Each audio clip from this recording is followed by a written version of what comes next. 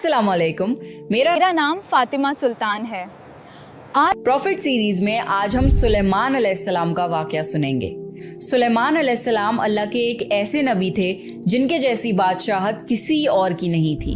वो सिर्फ इंसानों के ही नहीं बल्कि जानवरों, परिंदों और जिनों के भी बादशाह थे और सबकी जुबान को समझ सकते थे। सुलेमान अलैहिस्सलाम को हवा पर भी इख्तियार था और वो कुछ ही सेकंडों में इधर से उधर आ जा सकते थे। अगर आपको प्रॉफिट सीरीज में इंटरेस्ट है तो प्लीज मेरे चैनल को सब्सक्राइब कर लीजिए।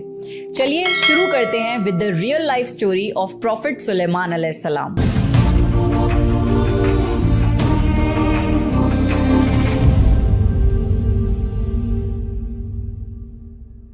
कुरान में कई जगह अल्लाह ने सुलेमान अलैहिस्सलाम का जिक्र किया है। सुलेमान अलैहिस्सलाम दाऊद अलैहिस्सलाम के बेटे थे। अल्लाह ने बाप और बेटे दोनों को नबूवत से नवाजा था। सुलेमान अलैहिस्सलाम को अल्लाह ने एक ऐसा बादशाह बनाया कि आज तक सारी दुनिया में ऐसी बादशाहत और किसी के पास नहीं, क्योंकि खुद सुलेमान अलैहिस्सलाम ने अल्लाह से ये दुआ की थी, ऐ अल्लाह मुझे ऐसी बादशाहत अता फरमा जो मेरे बाद किसी और के शायान शान ना हो। फिर अल्लाह ने हवा को सुलेमान अलैहिस्सलाम के कंट्रोल में दे दिया। सुलेमान अलैहिस्सलाम जहाँ चाहते हवा उन्हें नरमी से पहुँचा दिया करती थी। महीनों का सफर सुलेमान अलैहिस्सलाम मिनटों में तय कर लिया करते थे और अल्लाह ने सुलेमान अलैहिस्सलाम को जिनों पर कंट्रोल दे दिया। जिन सुलेमान अलैहिस्सलाम के हुक्म से बुलंद इमारतें तामीर करते थे, दरिया में गोता लगाकर उनसे हीरे, जवाहरात और मोती वगैरह निकालते थे। जो आम काम इंसानों की ताकत से ज्यादा होते थे, सुलेमान अलैहिस्सलाम जिनों से वो काम लिया करते थे। जो जिन आपका कहना नहीं मानते थे और शरारतें करके कामों में रुकावट डालते थे, आप उन्हें जंजीरों में जकड़कर कैद खाने में डाल देते थे। और सुलेमान अलैहिस्सलाम की खास सिफतों में से एक सिफत ये थी कि वो जानवर और परिंदों की बोली को समझ सकते थे। सूरह नमल में इसका जिक्र आया है। एक दिन सुलेमान अलैहिस्सलाम के सामने उनके तमाम लश्कर जिन्नात, इंसान और परिंदों में से जमा किए गए। जब वो चींटियों के मैदान में पहुंचे तो एक चींटी ने कहा, हटो, अपने अपने घरों में घुस जाओ, ऐसा ना हो कि बेखबरी में सुलेमान और उनका लश्कर तुम्हें रौंद डाले। अल्लाह ने एक छोटी सी चींटी की ये बात सुलेमान अलैहिस्सलाम को सुनवा दी। इस बात पर सुलेमान अलैहिस्सलाम मुस्कुराकर हंस पड़े। कहने लगे, ए परवरदिगार, तू मुझे तौफीक दे कि मैं तेरी उन नेमतों का शुक्र अदा करूं जो तूने मुझ पर इनाम की हैं, और मैं ऐसे नेक अमल करता रहूं जिससे तू खुश रहे और मुझे अपनी रहमत से नेक बंदों में शामिल फरमा दे। अल्लाह ताला ने सुलेमान अलैहिस्सलाम को फैसला करने की जबरदस्त सलाहियत अता फरमाई थी। एक बार दो औरतें अपना मुकदमा दाऊद अलैहिस्सलाम के पास लाईं। दोनों को अल्लाह ने एक एक औलाद दी थी। एक भेड़िए ने हमला करके बड़ी उम्र वाली का बच्चा खा लिया। औरत चालाक थी, उसने छोटी उम्र वाली का बच्चा छीन लिया। कहने लगी, ये मेरा बच्चा है। दाऊद अलैहिस्सलाम ने देखा बच्चा बड़ी औरत के पास है तो उसके हक में फैसला दे दिया। सुलेमान अलैहिस्सलाम ने इजाजत चाहते हुए कहा, क्या मैं इस मुकदमे का फैसला कर सकता हूँ? दाऊद अलैहिस्सलाम ने इजाजत दे दी। फिर सुलेमान अलैहिस्सलाम ने औरत से कहा, बच्चा मुझे दे दो। बच्चा हाथ में लेकर उन्होंने तलवार निकाली और दोनों औरतों से फरमाया, मैं इसके दो टुकड़े करके तुम दोनों में बराबर बराबर तकसीम करने लगा हूँ। ये सुनकर बड़ी औरत बोली, ठीक है, जबकि छोटी औरत ममता की वजह से चिल्ला उठी। कहने लगी, आप इस बच्चे को जिंदा रहने दें और इसी को दे दें। ये सुनते ही सुलेमान अलैहिस्सलाम बोल उठे, तू ही इसकी माँ है, जिसे अपने बच्चे के टुकड़े देखना बर्दाश्त न हो सका। फिर बच्चा उसकी असल माँ को दे दिया गया। एक दिन सुलेमान अलैहिस्सलाम सारे परिंदों की खबर ले रहे थे। जब उन्होंने देखा कि एक परिंदा हुदहुद वहाँ नहीं है तो उन्होंने फरमाया, क्या बात है कि हुदहुद नजर नहीं आ रहा? क्या वो वाकई गैर हाजिर है? यकीनन मैं उसे सख्त सजा दूंगा अगर वो मेरे सामने कोई माकूल वजह बयान न करे। थोड़ी ही देर में हुदहुद वहाँ आ गया और बोला, मैं एक ऐसी खबर लाया हूँ कि आपको उसकी खबर भी नहीं है। मैं सबा की तरफ गया। मैंने देखा कि उनकी बादशाह एक औरत है जिसे हर किस्म की चीज से कुछ न कुछ दिया गया है और उसका तख्त भी बड़ा अजीम है। मैंने उसे और उसकी कौम को अल्लाह ताला को छोड़कर सूरज को सजदा करते हुए पाया है। शैतान ने उन्हें सीधे रास्ते से हटा दिया है। हुदहुद एक ऐसा परिंदा था जो सूखी जमीन में पानी वाले हिस्सों का पता लगा लिया करता था। सुलेमान अलैहिस्सलाम को भी यही हुदहुद बताया करता था कि पानी कहाँ है, फिर आप जिन्नात के जरिए वहाँ से पानी निकलवाते थे। जब सुलेमान अलैहिस्सलाम ने ये इत्तला सुनी तो वो बहुत हैरान हुए। उन्होंने हुदहुद से कहा, हम अभी तुम्हारी बात की तस्दीक कर लेते हैं। मेरे इस खत को लेकर जाओ और उन्हें दे दो, फिर उनके पास से आना और देखना कि वो क्या जवाब देते हैं। आपने एक खत लिखकर उसे दे दिया। हुदहुद वो खत लेकर खत उनके सामने गिराकर खुद उड़कर दीवार पर जा बैठा। खत देखकर मलिका बिल्कीस ने कहा, ए सरदारों, मेरी तरफ एक बावकत खत डाला गया है जो सुलेमान अलैहिस्सलाम की तरफ से है और जो बख्शिश करने वाले मेहरबान अल्लाह के नाम से शुरू होता है। इसमें ये लिखा है कि तुम सरकशी ना करो और मुसलमान बनकर मेरे पास आ जाओ। मलिका बिल्कीस ने कहा,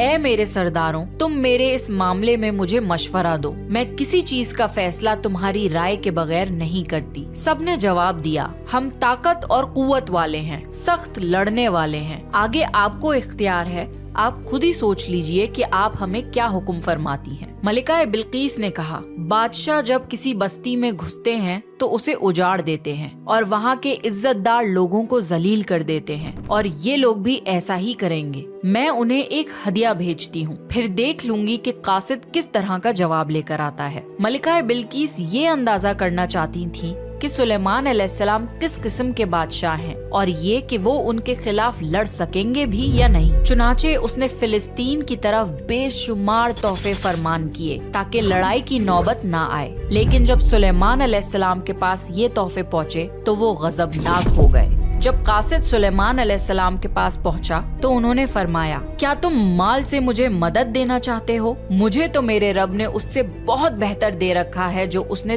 तुम्हें दिया है। बस तुम ही अपने तोहफों से खुश रहो। जाओ, उनकी तरफ वापस लौट जाओ। हम उनके मुकाबले वो लश्कर लेकर आएंगे जिनके सामने पड़ने की उनमें ताकत नहीं, और हम उन्हें जलील करके वहाँ से निकाल बाहर करेंगे। कासिद उनका जवाब सुनकर और ये सूरत हाल देखकर दहशत ज़दा हो गया। उसने मलिका बिल्कीस की तरफ जाकर ये सारी हकीकत बयान कर दी। मलिका बिल्कीस ने सुलेमान अलैहिस्सलाम को पैगाम भिजवाया कि हम इस्लाम कबूल करने के लिए तैयार हैं। जब ये पैगाम सुलेमान अलैहिस्सलाम तक पहुंचा तो आप अपने दरबारियों की तरफ मुतवज्जे हुए और फरमाया, ए सरदारों, तुम में से कोई है जो मलिका बिल्कीस के यहाँ पहुँचने से पहले उनका तख्त यहाँ ला दे? एक जिन ने कहा, आप अपनी मजलिस से उठें, इससे पहले ही मैं उनका तख्त आपके पास ला देता हूँ। एक शख्स जिसके पास किताब का इल्म था वो बोला, आप पलक झपकाएं, इससे पहले मैं उनका तख्त आपके पास पहुंचा सकता हूं। और उसने फौरन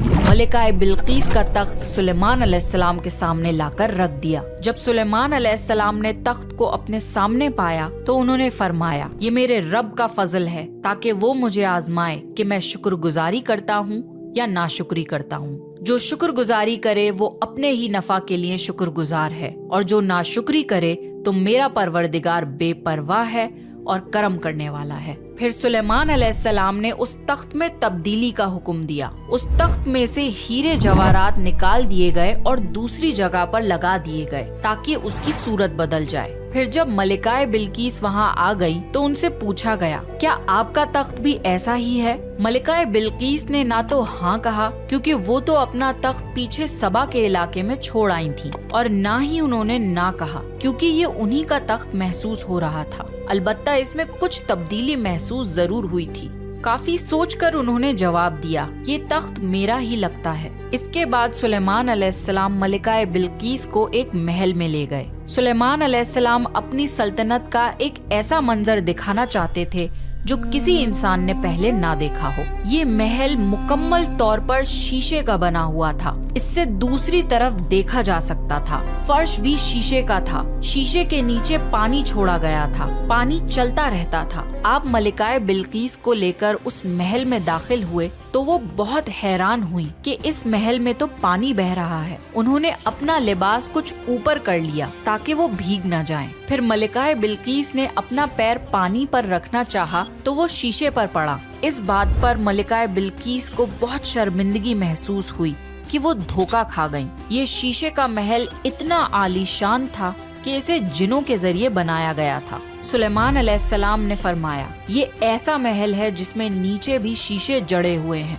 یہ عظیم سلطنت دیکھ کر وہ جان گئیں کہ سلیمان علیہ السلام صرف بادشاہ ہی نہیں ہیں بلکہ اللہ کے نبی بھی ہیں۔ سلیمان علیہ السلام نے ملکہ بلقیس کو ایسے معجزات اس لیے دکھائے تاکہ انہیں یقین ہو جائے کہ اگر دنیا کی سلطنت اتنی بہترین ہو سکتی ہے تو اللہ کیسا بادشاہ ہوگا۔ اللہ کے سامنے سورج تو کچھ بھی نہیں جس کی وہ عبادت کیا کرتی تھی۔ ملکہ بلقیس کہنے لگی، اے میرے پروردگار، میں نے اپنی جان پر ظلم کیا، اب میں سلیمان علیہ السلام کے ساتھ اللہ کی فرما بردار بندی ہوں۔ ملکہ بلقیس کے ساتھ ساتھ ان کی پوری قوم ایمان لے آئی۔ سلیمان علیہ السلام کا سب سے بڑا کارنامہ یہ ہے کہ سلیمان علیہ السلام نے مسجد الاقصی تعمیر کروائی۔ اس کی پہلی تعمیر یعقوب علیہ السلام نے کروائی تھی، لیکن جب بخت نصر نے اپنا قبضہ جما لیا تو اس نے مسجد الاقصی توڑ دی تھی۔ لیکن جب سلیمان علیہ السلام کو اللہ تعالیٰ نے بادشاہت عطا کی تو انہوں نے مسجد الاقصی کی تعمیر شروع کروا دی۔ اس کے ساتھ ساتھ انہوں نے ہیکل سلیمانی بھی تعمیر کروایا۔